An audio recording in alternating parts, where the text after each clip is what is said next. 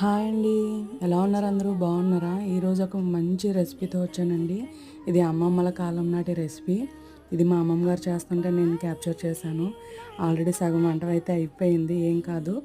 Starting కొంచెం బెల్లం అయితే వేసుకొని ఒక 1½ లీటర్ వాటర్ వరకు వేసుకొని మరగబెట్టుకోవాలి, బెల్లం కరిగేంత వరకు. ఒక 1½ కప్పు బెల్లం తీసుకొని ఒక 1½ లీటర్ వాటర్ వేసుకొని మరగబెట్టాలి, వాటర్ కరిగేంత వరకు. ఇదేంటంటే ఉలవ జావా అంటారు దీన్ని. ఉలవ పిండి ఉంటుంది కదా, ఉలవ పిండి ఒక కప్పు ఉలవ పిండి తీసుకొని వాటర్ వేసుకొని మిక్స్ చేసుకోండి పలచగా. ఇలా వాటర్ అంతా మరిగిన తర్వాత మనం కలిపి పెట్టుకున్న మిశ్రమం అయితే ఏది ఉందో అది అందులో వేసుకొని కలపాలి, బాగా కలుపుకోవాలి. అదొక ఏమంటారు, రాగి జావా స్ట్రెచర్లో వస్తుంది, చూస్తున్నారు కదా. ఈ విధంగా అయితే వస్తుంది అనమాట. ఇది కొంచెం చిక్కబడాలి మనకి, చూస్తున్నారు కదా. ఇలా చిక్కబడిన తర్వాత స్టవ్ ఆఫ్ చేసుకోవడమే. చాలా చాలా యమ్మీగా ఉంటుంది, చాలా హెల్దీ కూడా.